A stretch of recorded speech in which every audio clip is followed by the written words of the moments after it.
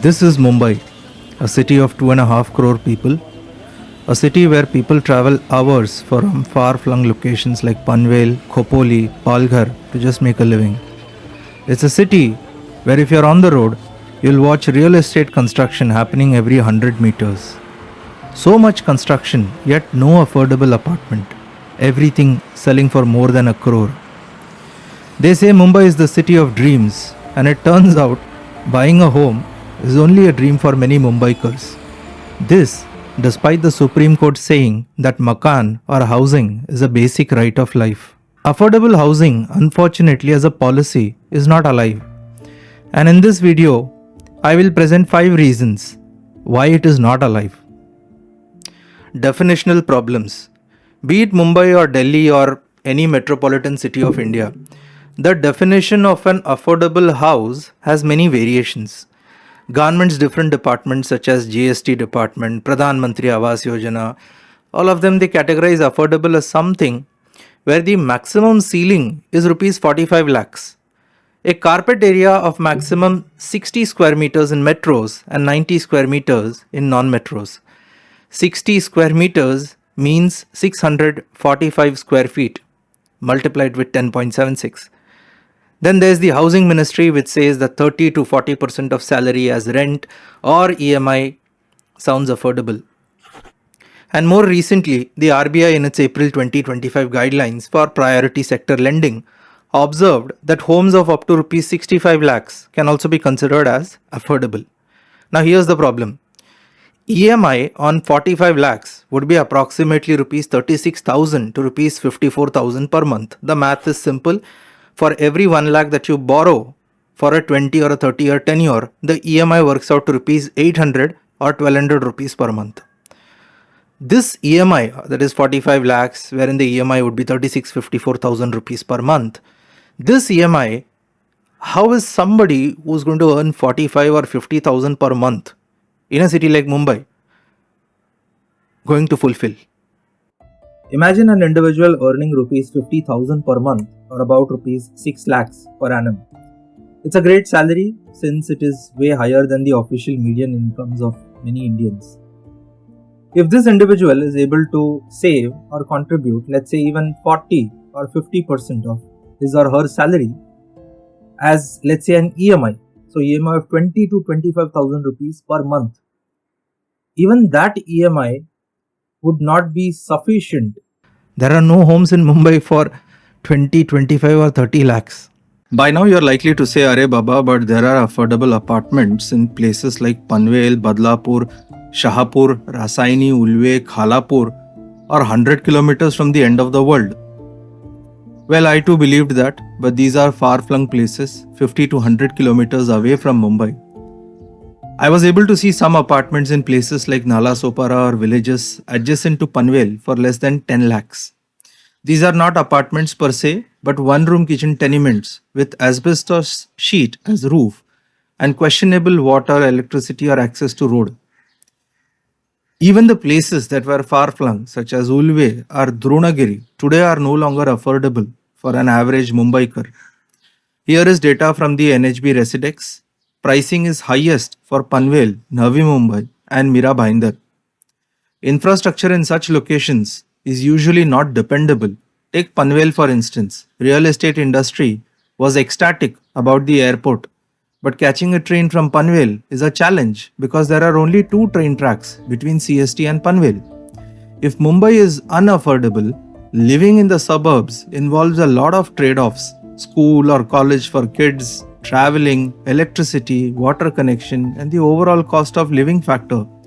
Those things also need a deeper introspection when we are calculating the affordable living quotient. 2. Affordable inherently has failed around the world. Several countries promised to do something for affordable, but most of them failed. America, UK, Canada, Brazil, Japan, South Africa, China, they have all seen some problems in building affordable homes. In Mexico, 20 million people were promised affordable housing via a large government scheme, a grand public-private partnership. But within few years, all that positivity fizzled out and the project left 40 ghost towns and millions reeling under debt and financial hardship. I'm not saying that, look, all affordable projects are bad. Okay, that's not what I'm saying. Some countries like Singapore, Vienna, and Finland, they've had success. But success comes only where a single public government entity, a government entity, has dealt with as a solution. Third, the problem of affordable, who benefits? In the previous case studies, we have seen that mostly private builders they benefit. Okay, most of the case studies I spoke about, the theme is more or less the same. Kiran Wadhwa, the chief economist of HUDCO, in a paper blamed the Hiranandani group as a case study for failure of affordable housing in India. Social activist Medha Patkar has also criticized agencies like MMRDA, MADA, and government agencies for leasing large tracts of land in Powai to the Hiranandani group. The time is about 1980s. It was alleged that the Hiranandani group got large tracts of land for 40 paise per acre. 40 paise. The land itself was leased for rupees 250. Ironically, today, you won't be able to buy an A1 size map of Powai for rupees 250. Similarly, in Ahmedabad, a case study found that the Parshvanath group had a lot of interest in building affordable homes. But by the end, this project had no access roads, no street light, no water, or even basic electrical connections. It was bad for living. Leave alone affordable homes. Affordable homes can be created in the outskirts of a metropolitan city too, because land there in the outskirts is cheap. But that is only a generalization. Many a times, the cases which happen in the outskirts do not even come to the mainstream media. Take a look at a builder named Bhupesh Babu, who built a project near Taloja in 2011.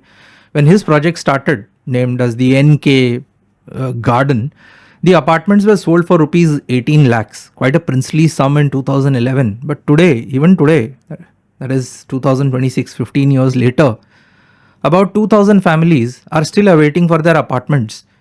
It's literally a ghost town in Taloja. YouTuber Krishnaraj Rao has done a brilliant video on this topic, which you should watch.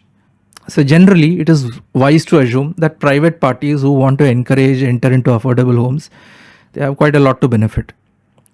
Fourth, affordable versus luxury, the logic of valuation. If you are a realtor, there is a better value to be made from selling luxury than affordable homes since land is scarce. The cost of construction in India is reported about rupees 1,400 to about rupees 2,500 per square feet. If I am a builder and if I, let's say, constructed about 100 apartments of 600 square feet each, my cost price on every apartment, a single apartment, would have been anywhere from 8.40 lakhs to rupees 35 lakhs per apartment.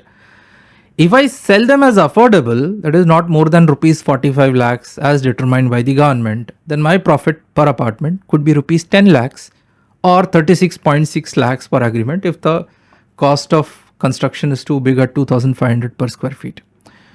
For 100 apartments, I might be making a profit of rupees 10 to rupees 36 crores. There might be some additional expenses incurred towards taxes, payments for advertising, marketing, sales, and other general functions. But you get the idea. If I make 100 apartments, if I'm a builder, if I make 100 apartments, I can generally sell them off for 45 lakhs and I could still make anywhere from 10 to 36 crores per project. Now, if I switch the entire category to, let's say, just luxury, I might be earning more because each apartment I would sell things for a premium. Of course, my input costs would also increase. I could, because I'm actually adding things like a jacuzzi, Italian marbles, individual car parking slots, electrical fixtures, etc. But I can also increase it. I can also increase the selling price. I can quote 2 crores, 3 crores, 10 crores, 100 crores, or even 500 crores. Who even bothers, right? Also, if there are no takers, I am willing to wait as a realtor, as a builder, right? Real estate does not have a shelf life. So let's say if I quote a price of 5 crores and nobody is willing to buy it, I'll keep it 6 months. I won't sell it. After 6 months, I'll sell it for 10 crores. After 6 years, I'll sell it for 100 crores, right? Who will question me? The reason such a mindset comes up is because of the concept of valuation logic. You see, valuation logic itself has changed to such an extent, and builders of today realize that a house, a home is an asset. And the valuation is completely dependent upon rental incomes. That is, let's say the price of a house today is the sum of its rental income for 20, 30, 50 or even 100 years. This futuristic rental income becomes the current value of the price. For example, let's say a 2 BHK in Mira Road in Mumbai. Any family would like to rent this out for rupees 40,000 per month. And after 12 months, invariably the rent increases, because in Mumbai every 11-12 months the rent increases. Now for every 12 months, this apartment earns a total rent of rupees 4.8 lakhs, 40,000 rupees per month. And every year, if the rent increases by 5%, at the end of the 20th year, the total rent paid for 20 years would be rupees 1.58 crores. So if 2026, someone has purchased this apartment, someone has taken this apartment on rent for, let's say, 40,000 rupees a month. In 20 years time period, the rent would have, the total rent which would have been paid would be 1.58 crores. Naturally, the value of the apartment which is quoted as on date, as in 2026, would be 1.60 crores. That is if the rent increases by 5% on a year-on-year basis. If the rent increases by 10%, 20 years later, the total rent collected would have been rupees 2.7 crores. And if it's, let's say, increasing by 30%, which is what we all are seeing right now, the total rents earned would be rupees 30.24 crores. This is the valuation logic, and this is what builders are actually vying for when they are trying to sell you apartments. 5. Affordable. We don't have a central planning committee with regards to affordability. India's last published economic survey cited the report of the Technical Urban Group, or TG12, on urban housing shortage, which had analyzed between 2012-2017 what is the state of affordable housing in the country like. Now, this report estimated that across urban India, there was a deficiency of 18.8 million homes in 2012 itself. It said that 15 million households were living in congested homes and they required new housing. Later on in 2018, iCreer, they came out with a working paper, Roy and ML, and they estimated that this figure, the figure of households living in congested homes, had increased to 29 million, and found that 99% of that particular shortage was confined to just low-income economic groups in 2018. It's not that the government is not aware of all these problems. The government is aware of all these problems, but however, and unfortunately, there is no single planning authority to take a decision. In Mumbai, MMRDA and CIDCO are two different departments. They don't work together. Policy inaction is already being seen, reported and discussed in the ready reckoner rates. People like Niranjan Hiranandani himself have said that affordable cannot be done because the ready reckoner rates do not allow for it to happen. Because the ready reckoner rate is too high. So ready reckoner rates all across the country are too high. And then the planning is also terrible in other places. For example, take a look, this is from Taloja.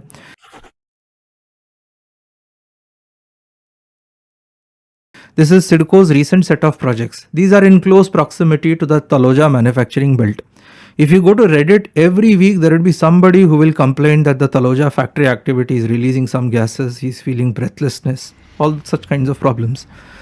What is the logic of building such large properties adjacent to industrial facilities? You see, Taloja has a common effluent treatment plant which releases obnoxious levels of gases. Technically, it is very challenging to have these factories and also ensure building homes at the same place. By building homes in Taloja, which for the last 50-60 years has been a manufacturing belt, aren't we, the policymakers, disrupting the future of Taloja's factories themselves? Second example is from Gansoli. CIDCO took up the development of several areas within Gansoli, which is a small town within Navi Mumbai. It erected apartments and left the adjacent plots for other realtors to develop. The other realtors took up the opportunity and they jacked up the prices. And today it's to such extent, such levels that buying a home in Gansoli costs about rupees 2 to 3 crores and upwards. Had CIDCO single-handedly said that it alone would develop these projects, maybe more affordable homes could have been created. Speaking of a central authority, today pricing for an average consumer like me or you, finding the price of an apartment itself is so difficult. because there is no single standard. Your broker tells you a specific price, no broker tells you one price, Magic Brick tells you something else. Then there is the Knight Frank guys, the Analog guys, the prop equity guys. They all give you some report, something or the else, and you wait as a buyer. You wait that someday Indian journalism would wake up. They would at least send a journalist to the spot and do a good report on it, do like a thorough job on it. And unfortunately, most Indian journalism, what it does is it just picks up the press release from Knight Frank, Anorak, changes the words here and there, and bingo, they're done. I was reading a very recent news report where a realtor said that the cost of construction has increased by double-digit percentage. In the mainstream media, there seem to be no journalists who can retort such baseless arguments. You see, steel touched a high of in 2025, but for last 6 years, that increase was just 7%. Cement prices are more or less in a range of rupees 350 to rupees 400 rupees per 50 kg bag. Prices haven't increased. Labor costs as of April 1st, 2020, Central Ministry wage per day was rupees 420 to rupees 525 per day. ILO's reports and estimates say that it would have been about 150 per day in 2011. More recent labor costs, if you're seeing, it has not increased more than 650 per day. So, in fact, labor costs themselves have not increased by more than 20% in the last 5 years. So, where is a double-digit increase coming from? What cost is a realtor saying that his manufacturing cost has increased or his production cost has increased? You see, real estate lobbies often keep questioning that the RBI should reduce interest rates. But last time, even when the RBI reduced the interest rates and the governor begged the realtors to pass it on, these guys never reduced their profit margins. And unfortunately, Indian media behaves as a lobbyist because real estate is a big sponsor. Every day, at least one advertisement of a real estate project appears on the front page of a newspaper. They book the front page, the full page. And this trend is visible in Times of India, Economic Times, Jan Satta, Indian Express, etc. Every month, real estate media conducts a seminar or a conference where most of the gyan is, they say it is insightful, but none of it is really insightful. Some believe that real estate is a bubble. I don't think so, because I feel that we need more data to say it's a bubble. And even if it's a bubble, nobody knows whether it's a bubble which is meant to do some good, some bad, or completely destroy the market. Okay, but honestly, more than a bubble, it's a mess. It's a mess because we don't have a single regulator to tackle themes like redevelopment. Redevelopment needs a more patient policy. FSI in Mumbai is 1.33, but for redevelopment, there have been reports that Mumbai is considering FSI of even 3 or even 4. FSI as a number of 4 indicates that the regulator, the authority is allowing you to create 8 stories of buildings. But even if you create 8 stories of building, there are other restrictions such as the size of each apartment, the amount of area, the balconies, the chajjas that can be added, or car parking, how much of a car parking can you leave. So these become sometimes architectural nightmares for builders themselves. To create affordable homes, we need one institution which can supply homes at an unprecedented level. So much so that the market itself will start re-evaluating the price. How? So I mean, it's a nice thing, right? Market mein koi naya party aayega, supply, in lakhs that person would infuse. But how is it possible? Well, recently MADA said that they plan to erect 7 lakh new homes in Mumbai. MADA has already created about 2.5 lakh homes since inception. So creating additional 7 lakh homes is a great project. But can they do it in a mission critical mode of, let's say, 12 months or 18 months? Because if they build 7 lakh homes, irrespective whether it's a 300 square feet, 500 square feet, and price them within affordable limits of, let's say, rupees 45 lakhs, and do it in a structured manner of, let's say, 12 or 18 months, it would automatically send a message to the bigger real estate market that the government is here in order to create additional supply. Of course, to do that, the government itself will have to put up a bigger heart and do something for affordable. Until then, the real middle class, the real people would be unable to buy a decent affordable home